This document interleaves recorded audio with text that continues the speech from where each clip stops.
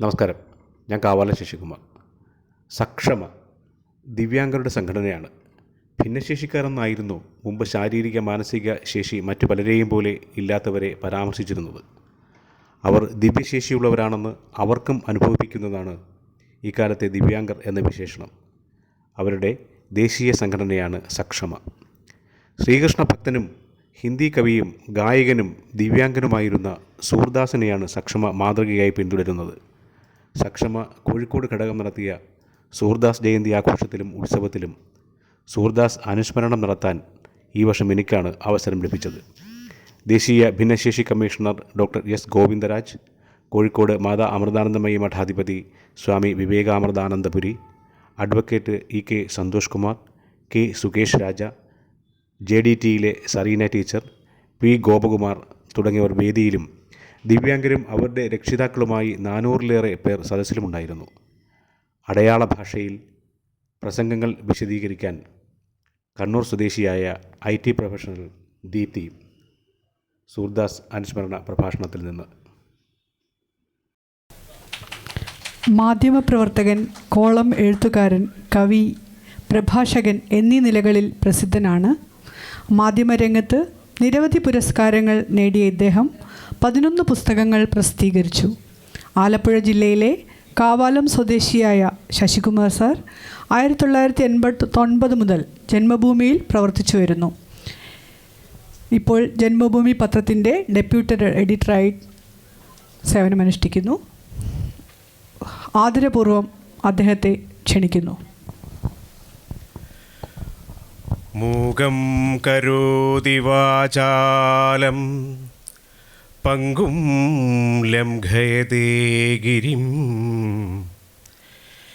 യത്കൃപാതമഹം വന്ദേ പരമാനന്ദമാധവം. സംസാര ശേഷിയില്ലാത്തവനെ വാഗ്മിയും, നടക്കാൻ കഴിയാത്തവനെ മഹാപർവ്വതങ്ങൾ കയറുന്നവനും ആക്കി തീർക്കുന്ന ഒരു കൃപാകാരുണ്യം.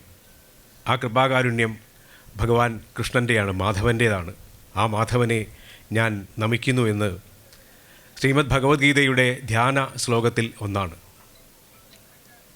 ഭഗവാനിൽ അർപ്പിതമായ മനസ്സോടുകൂടി മാധവനെ, ലക്ഷ്മിയുടെ ഭർത്താവിനെ, ഐശ്വര്യത്തിൻ്റെ സംരക്ഷകനെ പ്രാർത്ഥിക്കുക, ധ്യാനിക്കുക, അത് നമ്മുടെ ഒരു ജീവിതചര്യയാക്കി മാറ്റിക്കഴിഞ്ഞാൽ നമുക്ക് നേടാനാവാത്തതൊന്നുമില്ല എന്ന് കൂടി ധ്വനിപ്പിക്കുന്ന ആ ധ്യാനശ്ലോകം, ആ ശ്ലോകത്തിന് ഈ വേദിയിൽ, ഈ സദസ്സിൽ ഏറെ പ്രാധാന്യമുണ്ടെന്ന് ഞാൻ കരുതുന്നു. ഇന്ന് ഭക്തകവി സൂർദാസ്, അദ്ദേഹത്തെ സ്മരിക്കുന്ന ദിവസം. വേദിയിൽ സംസാരിച്ച എല്ലാവരും തന്നെ ആ മഹാമനുഷ്യനെ, ആ മഹാഭക്തനെ, ആ ജീവാത്മാവിനെ ഓർമ്മിക്കുകയും പരിചയപ്പെടുത്തുകയും ചെയ്ത സാഹചര്യത്തിൽ വളരെ കുറച്ചു മാത്രമേ സംസാരിക്കേണ്ടതുള്ളൂ എന്നുള്ളതാണ് എനിക്ക് കിട്ടിയിരിക്കുന്ന ഒരു ലാഭം. നാം വ്യക്തികളെ പരിചയപ്പെടുകയും തിരിച്ചറിയുകയും ചെയ്യുന്നുണ്ട്. ഒരു വസ്തുവിനെ ആവട്ടെ, വ്യക്തിയെ ആവട്ടെ, നാം പരിചയപ്പെടുന്നതും തിരിച്ചറിയുന്നതും 2 തരത്തിലാണ്. പരിചയപ്പെടുന്നത് ഒരാളുടെ മേൽവിലാസമാണ്. പേരെന്താണ്, ഊരെന്താണ്, വയസ്സെത്രയാണ്, ആരാണ്, എന്താണ്, എന്തു ചെയ്യുന്നു, ഇത്രയും അറിഞ്ഞാൽ ഒരാളിനെ പരിചയപ്പെടലായി. പക്ഷേ അതിനപ്പുറത്തേക്ക് ആ വ്യക്തിയെ ആവട്ടെ, ഒരു വസ്തുവിനെ ആയിട്ടെ നാം അറിയുന്നത് ആ വസ്തുവോ വ്യക്തിയോ നമുക്ക് നൽകുന്ന സന്ദേശത്തിലൂടെയാണ്, അതിൻ്റെ ഗുണത്തിലൂടെയാണ്, അതിൻ്റെ മൂല്യത്തിലൂടെയാണ്, അതിൻ്റെ വികാരത്തിലൂടെയാണ്, അത് നമ്മളിലേക്ക് സംക്രമിപ്പിക്കുന്ന അനുഭവത്തിലൂടെയാണ്. ഇങ്ങനെ വ്യക്തികളെ അറിയുന്നത്, വസ്തുക്കളെ അറിയുന്നത് പഞ്ചേന്ദ്രിയങ്ങൾ കൊണ്ട് ആവുന്ന ഒരു പ്രക്രിയയാണ്. ആ പ്രക്രിയയ്ക്ക് അപ്പുറത്തേക്ക് നമ്മുടെ ജീവനെയും ജീവിതത്തെയും തിരിച്ചറിഞ്ഞ്, വസ്തുവിനെയും വസ്തുതയെയും തിരിച്ചറിഞ്ഞ് ആഴത്തിൽ അറിയുന്നത്, അത് ആ വ്യക്തിയുടെയും വസ്തുവിൻ്റെയും സന്ദേശം കൊണ്ട് തന്നെയാണ്. അതുകൊണ്ടാണ് അത് തിരിച്ചറിയണമെങ്കിൽ നമുക്ക് കണ്ണു മാത്രം പോരാ, ഉൾക്കണ്ണു കൂടി വേണം. ഹരിനാമ കീർത്തനത്തിൽ പറയുന്നില്ലേ, അർക്കാനലാതി വെളിവൊക്കെ ഗ്രഹിക്കുമൊരു കണ്ണിന്നു കണ്ണ്, മനമാകുന്ന കണ്ണ്, അതിനു കണ്ണായിരുന്ന പൊരുൾ താനെന്നുറയ്ക്കും അളവാനന്ദമെന്തു ഹരി നാരായണായ നമ. നമുക്ക് അർക്കനെ, സൂര്യനെ കാണാം, രൂപമില്ലാത്ത കാറ്റിനെ കാണാം. അത് കണ്ണും ഒരുപക്ഷെ മനക്കണ്ണും കൊണ്ടാണ്. അതിനപ്പുറത്തേക്ക് ഇതെല്ലാം ഞാനാണെന്നും ഇതെല്ലാം എന്നിലുണ്ടെന്നും ഇതെല്ലാം പരമാത്മാവാണെന്നും തിരിച്ചറിയാൻ കഴിയുന്ന ഒരു ജ്ഞാനക്കണ്ണുണ്ട്. അതാണ് കണ്ണിന് കണ്ണ്, മനമാകുന്ന കണ്ണ്, അതിനും കണ്ണായിരിക്കുന്ന പൊരുൾ. ആ പൊരുൾ താനെന്നറിയുന്ന ഒരവസ്ഥ. ആ അവസ്ഥയിലേക്ക് എത്തിച്ചേരുന്നത് എങ്ങനെയാണ്? അത് സമർപ്പണത്തിലൂടെയാണ്. അത് ജീവിതത്തിൻ്റെ രീതിയിലൂടെയാണ്. താൻ പിന്തുടരുന്ന, താൻ ആവിഷ്കരിക്കുന്ന, താൻ കടന്നു പോകുന്ന കാലഘട്ടത്തിലൂടെയാണ്. അങ്ങനെ സർവവും സമർപ്പിച്ച് സർവവും പരമാത്മാവാണെന്ന് തിരിച്ചറിയുന്ന ഒരവസ്ഥ, ആ അവസ്ഥയിലേക്ക് എത്തിച്ചേരുന്ന ഒരു വ്യക്തി ഉണ്ടായിരുന്നു. ആ വ്യക്തിയുടെ പേര് സൂർദാസ് ആയിരുന്നു.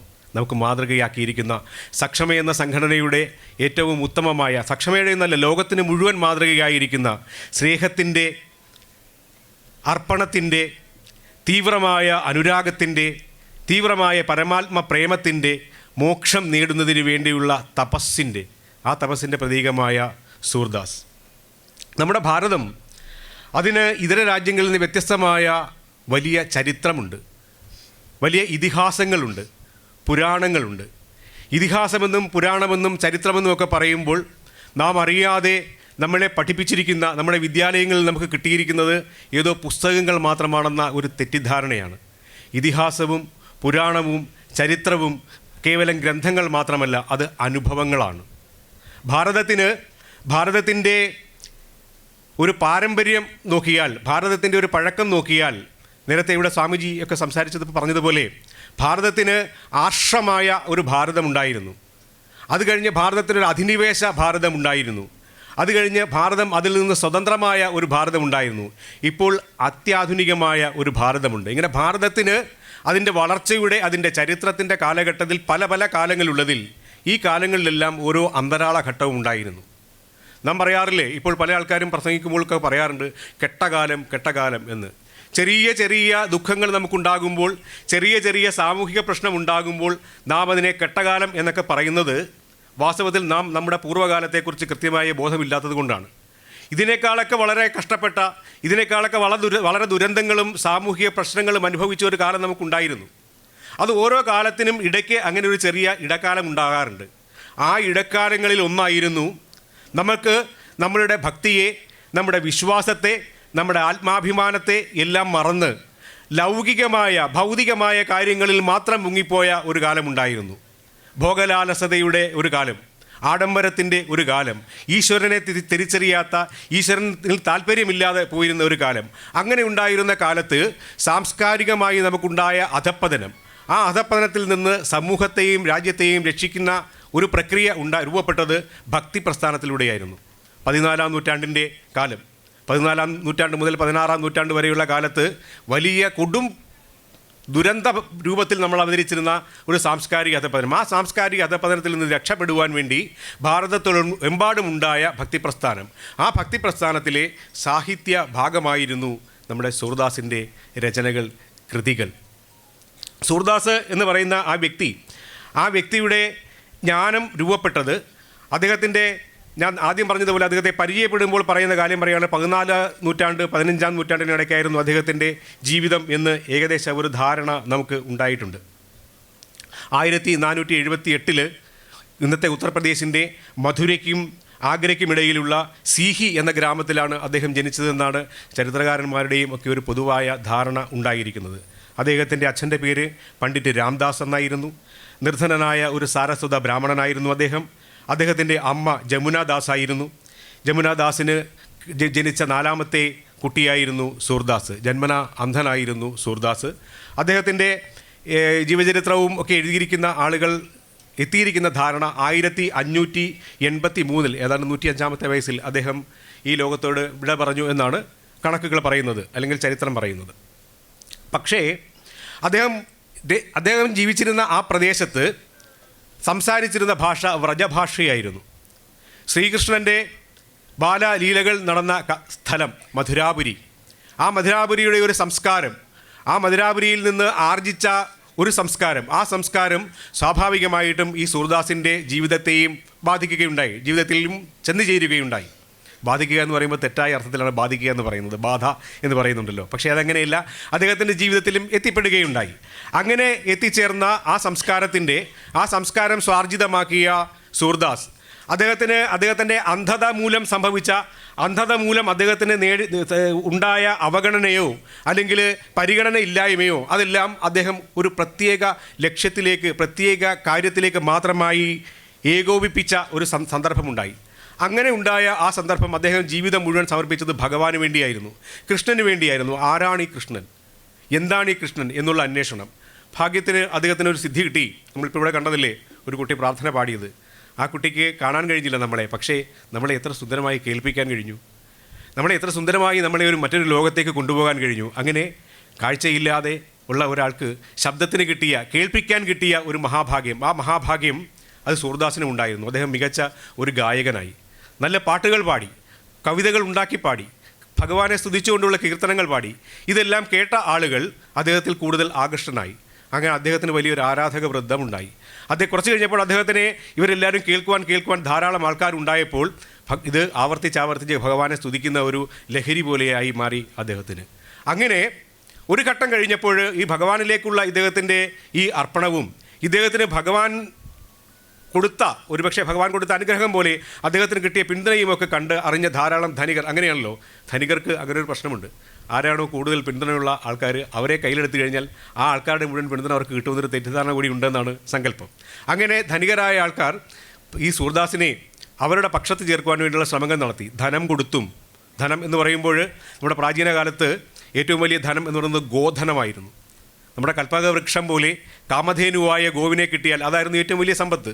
നമ്മൾ ഇന്ന് സ്വർണം വാങ്ങി വെച്ച് കൂട്ടി ആണെന്ന് സങ്കല്പിക്കുന്നതിനപ്പുറത്തേക്ക് ഗോക്കളായിരുന്നു ധനം. അങ്ങനെ ഗോക്കളെ വളർത്താൻ കൊടുക്കാൻ തീരുമാനിച്ചു. പക്ഷേ സൂർദാസ് പറഞ്ഞു, എനിക്ക് വേണ്ട, എനിക്ക് ഒറ്റ ആഗ്രഹം മാത്രമേ ഉള്ളൂ, അത് ശ്രീകൃഷ്ണ സേവയാണ്. എനിക്ക് ഒറ്റ ആഗ്രഹം മാത്രമേ ഉള്ളൂ, അത് ശ്രീകൃഷ്ണനിലുള്ള ഭക്തി എനിക്ക് വർദ്ധിച്ച് വരണം എന്ന് തന്നെയായിരുന്നു. അങ്ങനെ അദ്ദേഹം അത് ഉപേക്ഷിച്ചിട്ട് ശ്രീകൃഷ്ണ എല്ലാ തരത്തിലുള്ള സ്വത്തുക്കൾ തരാനുള്ള എല്ലാ പ്രേരണകളും ആ പ്രേരണകളെല്ലാം അതിജീവിച്ച് അദ്ദേഹം ശ്രീകൃഷ്ണ ഭക്തിയിൽ തന്നെ ജീവിച്ചു. നമ്മുടെ മഹാകവി കുമാരനാശാൻ അദ്ദേഹം ശ്രീനാരായണ ഗുരുവിൻ്റെ ഉത്തമ ശിഷ്യനായിരുന്നു. അദ്ദേഹം സ്വാമി വിവേകാനന്ദൻ്റെ ഉത്തമനായ ഭക്തനായിരുന്നു, വിശ്വാസിയായിരുന്നു. അങ്ങനെ സ്വാമി വിവേകാനന്ദയിൽ നിന്നും ശ്രീനാരായണ ഗുരുവിൽ നിന്നുമൊക്കെ പ്രേരണ നേടിയ അദ്ദേഹം എഴുതിയ ഒരു കവിതയുണ്ട്, നളിനി. ആ കവിത കാവ്യമാണ്, ഖണ്ഡകാവ്യമാണ്. ആ കവിതയിലെ കഥ പറയുന്നത് കുട്ടിക്കാലത്ത് തൻ്റെ കൂട്ടുകാരനായിരുന്ന ദിവാകരൻ എന്ന യുവാവ് അദ്ദേഹം ഭൗതികമായ ജീവിതമെല്ലാം ത്യജിച്ച് ആത്മീയമായ ജീവിതം നയിച്ച് യോഗിയായി മാറി. പിന്നീട് ഇവർ തമ്മിൽ കാണുന്ന ഒരു കഥയാണ് തുടങ്ങുന്നത്. ആ കഥയിൽ ഇവർ കുട്ടിക്കാലത്തെ കൗമാരകാലത്ത് ഇവർ സ്നേഹിക്കുകയും ഒരുപക്ഷെ പ്രേമിക്കുകയും പ്രണയിക്കുകയും ചെയ്ത് ജീവിച്ചിരുന്ന ഒരു കാലഘട്ടം. ആ കാലഘട്ടം ഈ ദിവാകരനെ വീണ്ടും ഓർമ്മിപ്പിക്കുകയാണ്. ദിവാകരൻ പക്ഷേ ആത്മീയമായ ഉയർന്ന ഒരു തലത്തിലേക്ക് എത്തുകയും ഈ ഭൗതികമായ ലോകമല്ല, ഇതിനപ്പുറത്തേക്ക് ആത്മീയമായ ഒരു ലോകമുണ്ടെന്ന് ധരിക്കുകയും മനസ്സിലാക്കുകയും ചെയ്ത് അതിൽ പ്രവർത്തിക്കുന്ന ദിവാകരനെ ഇവർ ഈ നളിനി പഴയ കാര്യങ്ങൾ പറഞ്ഞ് ആവർത്തിച്ച് പറയുന്ന കൂട്ടത്തിൽ ഒരു ശ്ലോകം ആശാൻ എഴുതി വെച്ചിട്ടുണ്ട്. അത് പലതര വ്യാഖ്യാനങ്ങൾ അതിനുണ്ടെങ്കിലും പ്രണയമെന്നും പ്രേമമെന്നും ഒക്കെ വ്യാഖ്യാനമുണ്ടെങ്കിലും അത് ജീവാത്മാവിന് പരമാത്മാവിനോടുള്ള ഒരു പ്രാർത്ഥനയാണ്. ആ പ്രാർത്ഥനയിലെ ശ്ലോകം എങ്ങനെയാണ്? എൻ്റെ ഏകധനമങ്ങ് ജീവനങ്ങ്, എൻ്റെ ധർമ്മമതുമെൻ്റെ മോക്ഷവും, എൻ്റെ ഈശ ദൃഢമീ പദാംബുജത്തിൻ്റെ സീമ ഇത് പോകിലില്ല ഞാൻ. എൻ്റെ ഏകധനം അങ്ങാണ്, എൻ്റെ ധർമ്മം അങ്ങാണ്, എൻ്റെ മോക്ഷം അങ്ങാണ്. എൻ്റെ ഈശ, അങ്ങയുടെ ഈ കാലടികൾ എനിക്ക് അഭയമായില്ലെങ്കിൽ ഞാൻ തന്നെ ഇല്ല. എന്തൊരു ഉഗ്രമായ പ്രാർത്ഥനയാണ്. ഈ പ്രാർത്ഥന പോലെ സൂർദാസിൻ്റെ മനസ്സ് മുഴുവൻ ശ്രീകൃഷ്ണനായിരുന്നു. സൂർദാസിൻ്റെ എല്ലാ അർപ്പണവും ശ്രീകൃഷ്ണനിലായിരുന്നു. നമ്മൾ പാടാറില്ലേ, സിനിമാ ഗാനമോ അല്ലെങ്കിൽ ഭക്തിഗാനമോ ഒക്കെ ആയിട്ട് പറയില്ലേ, ഒരേ ഒരു ലക്ഷ്യം ശബരിമാമല, ഒരേ ഒരു മോഹം ദിവ്യദർശനം, ഒരേ ഒരു മാർഗം 18-ാം പടി, ഒരേ ഒരു മന്ത്രം ശരണമയ്യപ്പ എന്ന് പറയുന്നില്ലേ. അങ്ങനെ എല്ലാം ഒന്നാണ്, എല്ലാം ഒന്നിലേക്ക് മാത്രം കേന്ദ്രീകരിച്ചിട്ടുള്ള ഒരു ഭക്ത ജീവിതം. ആ ജീവിതമായിരുന്നു സൂർദാസിൻ്റെ ജീവിതം. അദ്ദേഹം പാടിയതെല്ലാം കവിതയായി, അദ്ദേഹത്തിൻ്റെ കവിതകളെല്ലാം കാവ്യങ്ങളായി, ആ കാവ്യങ്ങളെല്ലാം ഇതിഹാസ സമാനമായി, അത് ശ്രീകൃഷ്ണ ഭക്തിയുടെ തരംഗാവലിയായി, അത് സമുദ്രമായി, ആനന്ദാമൃതധാരയായി, അത് പ്രദേശത്ത് മാത്രമല്ല ദേശത്തിൻ്റെയും രാജ്യത്തിൻ്റെയും ലോകത്തിൻ്റെയും അതിർത്തികൾക്കപ്പുറത്തേക്ക് കടന്നുപോയി. അത് മലയാളം അറിയാവുന്ന, സംസ്കൃതം അറിയാവുന്ന, ഹിന്ദി അറിയാവുന്ന, ഭാരത ഭാഷകളിൽ ഏതെങ്കിലും ഒന്നറിയാവുന്ന എല്ലാവരുടെയും ചുണ്ടിൽ പാട്ടുകളായി. അങ്ങനെ സൂർദാസ് ഒരു ഭക്തനായി, സൂർദാസിനെ പാടി നാം ഓരോരുത്തരും ഭക്തരായി മാറുകയായിരുന്നു. സൂർദാസിനെക്കുറിച്ചുള്ള എത്രയെത്ര കഥകൾ, സൂർദാസിനെയും ശ്രീകൃഷ്ണനെയും ചേർത്തിട്ടുള്ള എത്രയെത്ര കഥകൾ. വളരെ സുന്ദരമായ ഒരു ചിത്രം നാം എല്ലാം കണ്ടിട്ടുണ്ടാവും. ഹിന്ദിയിലെ ധാരാളം കവിതകളിൽ അദ്ദേഹം കഥാപാത്രമാണ്, സൂർദാസ് കഥാപാത്രമാണ്. ഒരു പ്രശസ്തനായ എഴുത്തുകാരൻ ആചാര്യ രാമചന്ദ്ര ശുക്ല, അദ്ദേഹം ഹിന്ദി സാഹിത്യത്തെ മുഴുവൻ വിലയിരുത്തിക്കൊണ്ട് എഴുതിയ ഒരു വലിയ പുസ്തകത്തിൽ ഒരു വരിയുണ്ട്. ആ വരി മാത്രം മതി സൂർദാസ് ആരായിരുന്നു എന്ന് നമുക്ക് മനസ്സിലാക്കുവാൻ. അദ്ദേഹം എഴുതി, സുര സൂര്യ തുളസി ശശി. പറഞ്ഞത് സൂർദാസ് സൂര്യനാണ്, തുളസീദാസ് ചന്ദ്രനാണ്, ഉടുഗണങ്ങളാണ്, താരാഗണങ്ങളാണ്, നക്ഷത്രങ്ങളാണ് കേശവദാസ്. അബ്കെ കവി, ഇന്നത്തെ കവികളാകട്ടെ ഖാഖോ ചെറിയ നമ്മുടെ മിന്നാമിനുങ്ങുകൾ പോലെയാണ്. എവിടെയുണ്ടോ അവിടെയൊക്കെ ചെറിയ ചെറിയ വെട്ടങ്ങൾ മാത്രം കടന്നു പോകുന്ന കവികളാണ്. ഇത് ഇന്നത്തെ കവികളെ കുറ്റപ്പെടുത്താൻ വേണ്ടിയല്ല, മറിച്ച് ഇന്നത്തെ കവികൾ നൽകുന്ന ഈ പ്രകാശത്തിൻ്റെ എത്രയോ ഇരട്ടിയാണ്, സഹസ്രലക്ഷ മടങ്ങുകൾ അപ്പുറത്തേക്കാണ് സൂര്യപ്രകാശം പോലെയാണ്, സൂര്യനെ പോലെയാണ് സൂർദാസ് നിലനിൽക്കുന്നത് എന്നാണ് അദ്ദേഹം എഴുതിയിരിക്കുന്നത്. സൂർദാസ് എഴുതിയിരിക്കുന്ന കവിതകളെ പദങ്ങൾ എന്നാണ് വിശേഷിപ്പിക്കുന്നത്. ആ പദങ്ങളിൽ പലതും അദ്ദേഹം എങ്ങനെ ഈ രചനകൾ നടത്തി, അല്ലെങ്കിൽ എങ്ങനെ ഈ കവിതകൾ പാടി, അദ്ദേഹം എഴുതുകയല്ല പാടുകയാണ് ചെയ്തത്. ആ എഴുതിയത് എങ്ങനെയാണ്, പാടിയത് എങ്ങനെയാണെന്ന് നമ്മൾ അത്ഭുതപ്പെട്ടു പോകും. അദ്ദേഹം എഴുതിയതിനകത്ത് ധാരാളം ഉണ്ടായിരുന്നത് മുഴുവൻ കാഴ്ചകളായിരുന്നു, നിറങ്ങളായിരുന്നു. ഭഗവാനെ വർണ്ണിക്കലാണ്, വർണ്ണമായിരുന്നു ശരിക്ക് കൂടുതലും ഉണ്ടായിരുന്നത്. നിറങ്ങൾ നിറഞ്ഞ ഒരു ലോകം. എങ്ങനെയാണ് നിറഞ്ഞ ലോകം അദ്ദേഹം അന്ധനായിരുന്നെങ്കിൽ കണ്ടു എന്ന് ചോദിച്ചു കഴിഞ്ഞാൽ അതാണ് മനക്കണ്ണ് എന്ന് പറയുന്നത്. അതിനകത്തൊരു മനോഹരമായ ഒരു കഥയുണ്ട്. യശോദയോട് ചെന്ന് ശ്രീകൃഷ്ണൻ പറയുകയാണ്, ബലരാമനും ശ്രീകൃഷ്ണനും കൊച്ചു കൂട്ടുകാരാണല്ലോ. ഇടയ്ക്കിടയ്ക്ക് കൂട്ടുകാർ ചേട്ടനും അനിയനുമാണെങ്കിൽ പോലും ഇടയ്ക്കിടയ്ക്ക് അങ്ങോട്ടും ഇങ്ങോട്ടും വഴക്കുണ്ടാകുമല്ലോ. അങ്ങനെ വഴക്കുണ്ടാക്കുന്ന സമയത്ത് കൃഷ്ണനെക്കുറിച്ച് മറ്റു കൂട്ടുകാരോട് പറഞ്ഞു അത്രേ, മയ്യ മേരി ദാവു ബഹൂത്ത് ഖിജായോ മോസോ കഹത്ത മോൾക്കോ ലീനു ജസുമതി കബ് ജായേ. ഇതാണ് ഈ കൃഷ്ണ, നീ പറയുന്നത് തെറ്റാണ്. എന്നെ എപ്പോഴും ഈ ചേട്ടൻ എന്നെ പറഞ്ഞ് കളിയാക്കുകയാണ്, എന്നെ പറഞ്ഞ് മറ്റുള്ള ആൾക്കാരുടെ മുമ്പിൽ എന്നെ ശുണ്ഠി പിടിപ്പിക്കുകയാണ്. ബലരാമൻ പറയുന്നത്, നീ യശോദയുടെ മോനൊന്നുമല്ല, നിന്നെ കാശ് കൊടുത്ത് വാങ്ങിയാണ് എന്നാണ് പറയുന്നത്. അതിൻ്റെ കവിതയുടെ ബാക്കി ഭാഗത്ത് വർണ്ണിക്കുന്നത് എന്താ വെച്ച് കഴിഞ്ഞാൽ, അതിന് കാരണമായിട്ട് ഈ ചേട്ടൻ പറയുന്നത് എന്താണെന്നും അമ്മ വെളുത്ത് സുന്ദരിയാണ്, അച്ഛൻ യശോദ വെളുത്ത് സുന്ദരിയാണ്, അച്ഛനും വളരെ സുന്ദരനായ ഒരു മനുഷ്യനാണ്. പക്ഷെ നീ എന്താണ് കൃഷ്ണ ഇങ്ങനെ കറുത്തിരിക്കുന്നേ? അതിൻ്റെ അർത്ഥം നിന്നെ എവിടുന്നോ കാശ് കൊടുത്ത് വാങ്ങിച്ചതാണ് എന്ന് എന്നോട് ഇടയ്ക്കിടയ്ക്ക് ഇങ്ങനെ പറയുന്നുണ്ട് അമ്മേ എന്ന്. അപ്പം യശോദ അതിന് മറുപടി പറയുകയും ഒക്കെ ചെയ്തു. അപ്പം ഇങ്ങനെ വർണ്ണം, കൃഷ്ണൻ്റെ വർണ്ണവും ബലരാമൻ്റെ വർണ്ണവും യശോദയുടെ വർണ്ണവും ഒക്കെ ഇങ്ങനെയാണെന്ന് തിരിച്ചറിയാനും അതങ്ങനെയാണെന്ന് പറഞ്ഞു കൊടുക്കാനും അങ്ങനെ പാടാനും പറയുന്ന ഒരു കാഴ്ചയുണ്ടല്ലോ, ആ കാഴ്ചയാണ് ഉൾക്കാഴ്ച എന്ന് പറയുന്നത്. ഇത്രയും ഉന്മിഷത്തായി ഉജ്ജ്വലമായി കാണാൻ കണ്ണുണ്ടായിരുന്ന കാഴ്ചയില്ലാത്ത ദാർശനികനായിരുന്നു സൂർദാസ്. എന്നും അദ്ദേഹത്തിന് കിട്ടിയത് ദിവ്യാംഗത്വമായിരുന്നു. ആ ദിവ്യാംഗത്വമാണ് നാം ഇന്ന് ആഘോഷിക്കുന്ന ദിവ്യാംഗത്വം. തൻ്റെ സൃഷ്ടി ദൈവത്തിൻ്റെ ഒരു പരിമിതിയാണ്, അല്ലെങ്കിൽ ദൈവത്തിൻ്റെ ഒരു പോരായ്മയാണെന്ന ഒരു തെറ്റിദ്ധാരണ ഒരിക്കലും സൂർദാസിന് ഉണ്ടായിരുന്നില്ല. അദ്ദേഹത്തിന് നിരാശയുമില്ലായിരുന്നു. തനിക്ക് ഉള്ളതിനെ കൊണ്ട് തന്നെക്കാളും മറ്റുള്ളവരെക്കാളും വലുതായി മഹത്തായി വളരുവാനുള്ള, സങ്കല്പിക്കുവാനുള്ള കഴിഞ്ഞതാണ് സൂർദാസിൻ്റെ ഏറ്റവും വലിയ വിജയമായി മാറിയത്. തൻ്റെ ഏകാശ്രയത്വത്തിൽ ഗാഠമായി വിശ്വസിച്ച് അർപ്പിച്ച് അനുഭവിച്ചതിനാലാണ് ആ നേട്ടമുണ്ടായത്. കൃഷ്ണനല്ലാതെ മറ്റൊന്നുമില്ല എന്നായിരുന്നു സൂർദാസിൻ്റെ സങ്കല്പം. അതായിരുന്നു അദ്ദേഹത്തിൻ്റെ ലക്ഷ്യം, അദ്ദേഹത്തിൻ്റെ മാർഗം, അദ്ദേഹത്തിൻ്റെ രീതി, അദ്ദേഹത്തിൻ്റെ ജീവിതം അതായിരുന്നു. ആ കൃഷ്ണൻ മധുരാപുരിയിലെ കൃഷ്ണനായിരുന്നു. ആ ദേശത്തെ സംസ്കാരമായിരുന്നു. അദ്ദേഹത്തിൻ്റെ വിശ്വാസമായിരുന്നു, ശ്രീകൃഷ്ണനുള്ള വിശ്വാസമായിരുന്നു. അത് കേട്ട് അന്വേഷിച്ച് ചിന്തിച്ച് പഠിച്ച് അറിഞ്ഞ് അതിനപ്പുറത്തേക്കുള്ള അറിവ് അതിലെത്തുകയായിരുന്നു. ശ്രീകൃഷ്ണ ദർശനം മനസ്സിലാക്കി അങ്ങനെ കൃഷ്ണനും താനും ഒന്നാണെന്ന് തിരിച്ചറിഞ്ഞ ഒരു വസ്തുതയെ ഒരു വസ്തുവിനപ്പുറത്തേക്ക് വസ്തുവിനെ തേടി തേടി അലഞ്ഞ് അതിൻ്റെ വസ്തുതയിൽ അലിഞ്ഞ് അതിൽ വിലയം പ്രാപിക്കുന്ന ഒരു ജീവിതമായിരുന്നു സൂർദാസിൻ്റേത്. യഥാർത്ഥത്തിൽ ജീവിതത്തിൻ്റെ സാഫല്യം അപ്പോഴാണ്.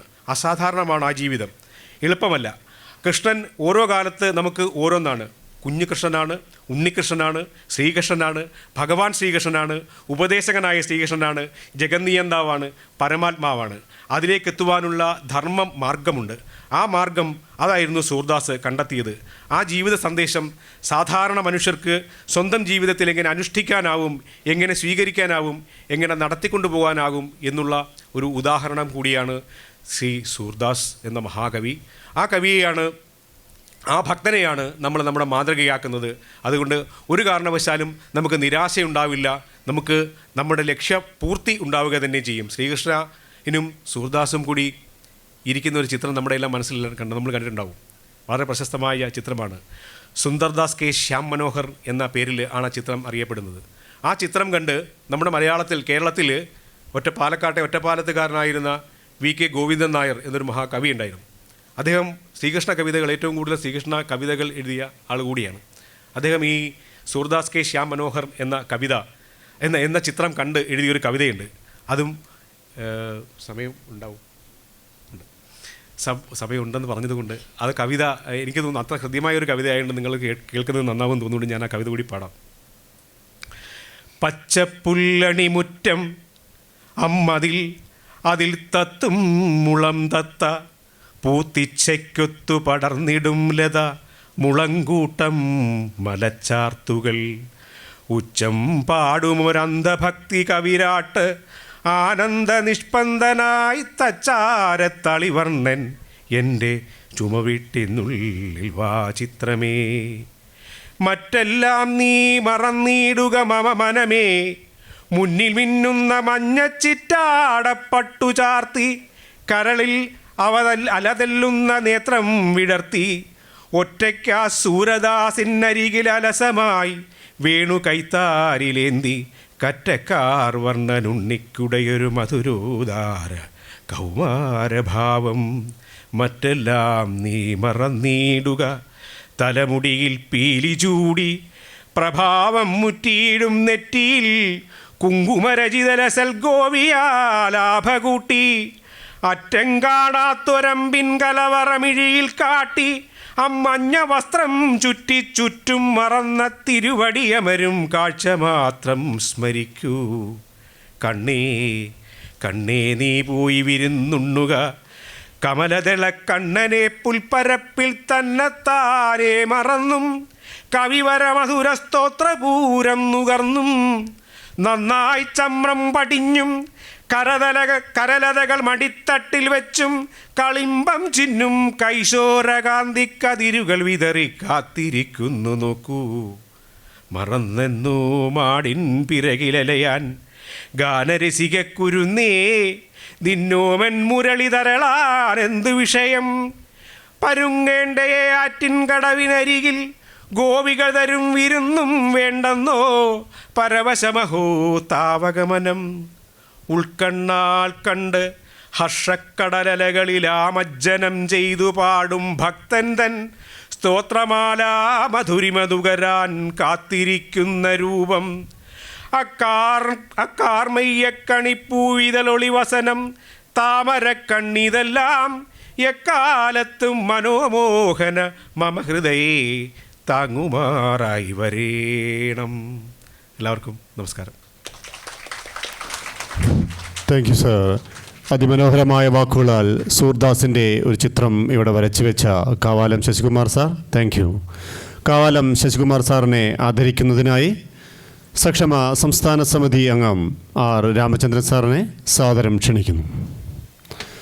സക്ഷമയുടെ ആദരം ഏറ്റുവാങ്ങാൻ കാവാലം ശശികുമാർ സാറിനെ ക്ഷണിക്കുകയാണ്.